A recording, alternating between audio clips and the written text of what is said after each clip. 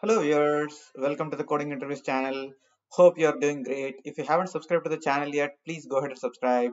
I have created a bunch of playlists to cover various categories of problems such as BFS, DFS, dynamic programming, trees, graphs, linked lists, stacks, queues, and all and so on. Please check them out.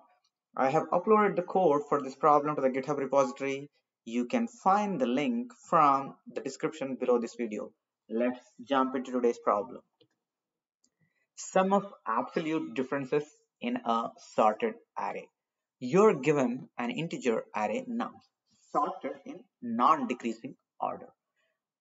Build and return an integer array result with the same length as nums such that result of I is equal to the summation of the absolute differences between nums I and all other elements in the array. In other words, result of I is equal to the sum of absolute nums of I minus nums of j, where 0 is less than or equal to j is less than or equal to nums dot length, and j is not equal to I, 0 index basically, right? So basically what the description of the problem says is, you are given with a array. It's a sorted array. Basically, the sorted in the ascending order, we can say, right? So it's a non-decreasing order, so it should be increasing, right? So it's in the ascending order. So if you look at the example one, right? So 2, 3, 5. So it's basically ascending order, right? So non-decreasing order. Now the answer that we need to get for this problem is the absolute differences, right? So we need to calculate the absolute differences. So when we take 2, we have to subtract 2 from all the elements. 2 minus 2 will be 0. 2 minus 3 will be actually minus 1, but since we are looking at absolute differences, it will be 1.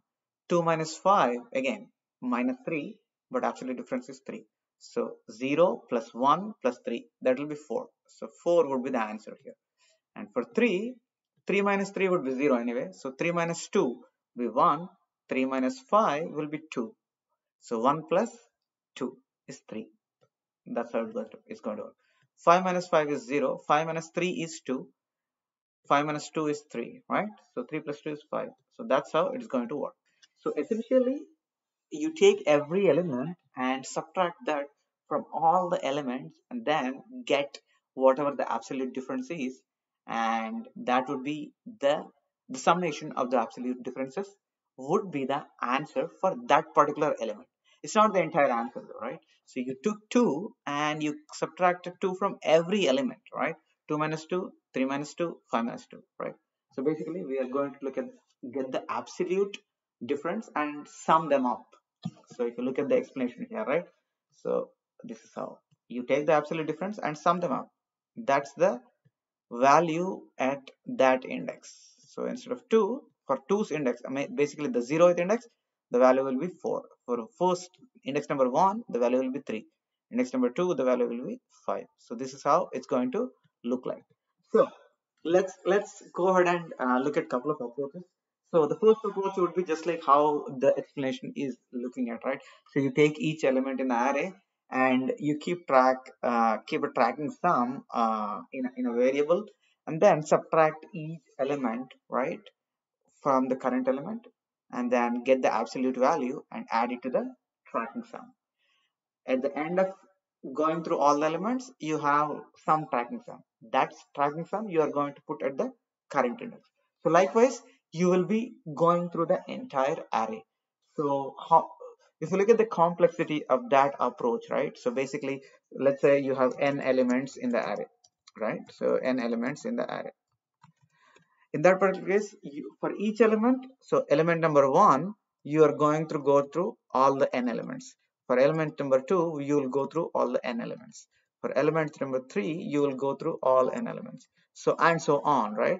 So that means nth element, you'll go through all the n elements, right? So that means the total complexity would be order of n into n. That will be n square, right? So order of n square is the time complexity. Obviously there is a space complexity here because we are supposed to return the array which is equal to the given array length, right? So if we exclude that, that means that placeholder, we definitely need it, right? So if you exclude that, there is no real space complexity that is involved in here. But if you include that, right, so it will be order of n space complexity. So that's the approach one. So we are going to look at a better approach because this is order of n squared, basically a logarithmic time. Sorry, not logarithm. It's a quadratic time, right? So order of n squared. So let's jump quickly into the approach two, right? So in this approach two, what we are going to do is first initialize the sum variable with the sum of all the elements in the array. So basically what we are saying is first get the sum of the entire array, right? So if you look that, right, so it will be for the example one, it will be 10, right? Simple. It will be 10. 2 plus 3 plus 5, that is 10. So we're going to get the sum of the all the elements in the array. So that's first step, right? So let's call this as step one, right? Step one. So in the next step, what we're going to see is we'll try to look at the approach here, right? Let's say we are in the middle of the array. We'll come to the cases where the element is the first element or the last element. So okay, but let's consider we are somewhere in the middle of the array. So since there are only three elements here, this is not a best example, but let's go to look at the example two, right? So in this particular case, let's say we are at the element 6, right? Just for an example. So for that thing, you have three parts, right? So you have the left part, you have the right part, and you have the current element. So imagine you have left part, right part, and current element. So if you are at the element 6, the left part is 1 and 4, and the right part is 8 and 10, right? Simple. So you have three parts now, left, right, and current element. Good. So for the left part, we are going to keep track of the sum, the running sum, basically. Initially, whatever the sum that we got is the total element. I mean, total sum of the all the elements in there. But this one, for the left part, to keep track of what is the sum that we have, we will keep a running sum. Okay, that will be, we are calling it as running sum just for our discussion. So if you want to really get what is the remaining, right? All you can do is the sum, whatever we have calculated in the step one, the sum minus the running sum. That would give you the remaining sum, right? But if you want to get only the sum of the right part, right, what you need to really do, sum minus running sum minus current element, right? Simple. The right part sum will be sum minus running sum minus current element. That would give you the sum of the only right part. So if you are a little bit confused, right, let's go look at that, right? So left part, if you are at 6, the running sum would be 5. So running sum would be 5, and current element is 6. That we know that. Let's say, let me write that, right? Current element is 6, right? So by that, right part would be right sum would be how much, right? So sum minus 5 minus 6. That's essentially what we are saying is right part sum, right? And now what we need to do for the current element. So we got the left sum, we got the right sum, and right part and left part. Do we really need to do anything with the current element? In fact, we don't have to do anything with the current element. Since we are taking every element and subtracting that element from all the elements in the array, right? So current element minus current element means it is a 0. So we don't have to do anything with the current element, right? So now with these three things, you have the left sum, you have the right sum, you have the current element. Current element is current minus current is 0. So you don't have to really worry about it. So you have the left part and you have the right part. So now from the left part and right part, how we are going to get the answer for the current index is the question. That means for the left part, all you have to do is how many elements are there, just subtract the current element into the current index, right? So you have running sum minus the current index is there, whatever the index, into the number of the current element. So if you are at 6, right? If you are at 6, you have to subtract how much it is. So running sum would be 5 minus current index is 2, 0, 1, 2, right? 2 into current element is 6, right? So if you understand that way, so left sum would be equal to what? Running sum is 5, we are saying, and current index is 2 for the element 6. Remember, we are going through only the 6 element right now. So 2 into 6. So how much it will be? 5 minus 12. It will be minus 7. But we are taking the absolute difference. That is 7, right? So similarly, so left sum would be 7. So, and what is the right sum? We will be calculating another formula we are going to use, right? So sum is sum. We haven't calculated yet. It will be easy if we just add them up. That will be coming up. So running sum is obviously it was 5, 1 plus 4, right? And minus n minus current index. N is the number of elements in the array. So how many elements are there in the array? For the example, 2, 5. So 5 minus, what is the current index? 2 into current element is what? 6, right? So that means sum minus 5 minus 5 minus 2 is 3. 3 into 6 is 18, right? So that means sum minus 23 is the answer. So totally, if you add these two, left sum and right sum, that would be the answer for the current index. How's that? So sum plus, sorry, 7 plus sum minus 23. That would be the answer, right? So if you just calculate the sum, right, how much it is? 1 plus 4 is 5, plus 6, 11, plus 8, 19, 29. So, right? So sum is 29. So that means 7 plus 29 minus 6, right? Sorry, 29 minus 23, right? So that will be what? 7 plus 6, right? So that will be 13. Simple. So that's what we are expecting. Look at this. It's 13, right? So simply we have divided the array into like two parts. We said, right? Left part and right part. And we have the current element. So for the left part, we kept the running sum. In order to calculate the sum for the what is the leftover, right? We have put some variable which holds the sum of the entire element.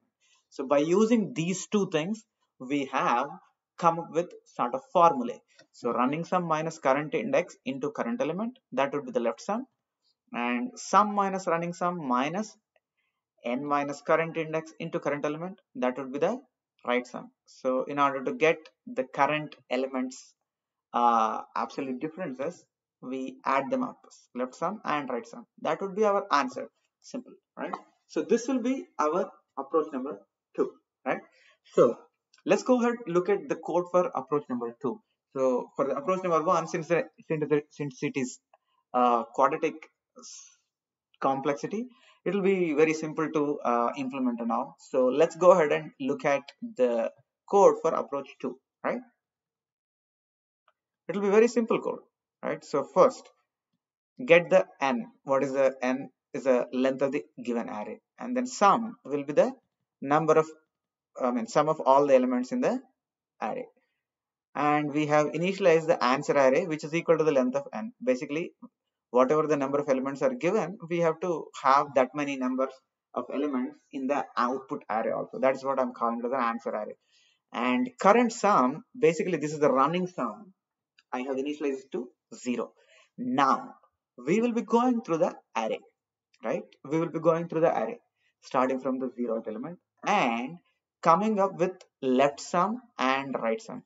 So here, instead of having two different sums, right? So I have put into one simple formula, right? So this all thing will be the left sum and this will be the right sum, right?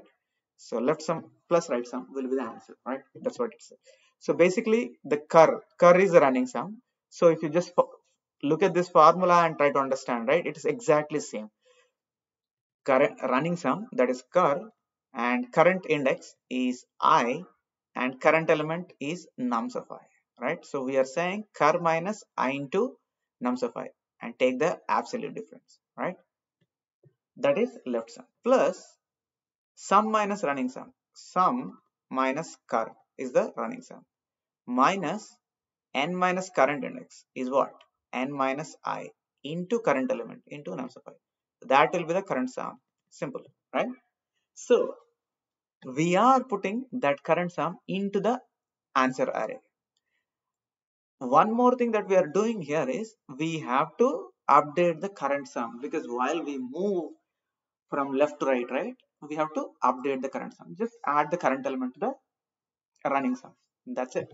So this with this one single for loop, we are able to complete the answer array, right? So it's a simple code. The idea behind that is a little complex, but the code itself is pretty much simple. But if you understand how we are coming up with the left sum and right sum, right, it's straightforward. Just substitute with this formula and you're done. So now if you look at the time and space complexity, right? So complexity, right? So let's say n is a number of elements in array, right? So we are going through the sum once, through the array once to calculate the sum. So that's order of n, right? So order of n plus, and we are going through the array again here. So that will be another order of n. So totally it will be order of n is the time complexity, right? So this will be the time. And for space, are we using any extra space? So we are using n, and we are using some variable, and we are using answer array, right?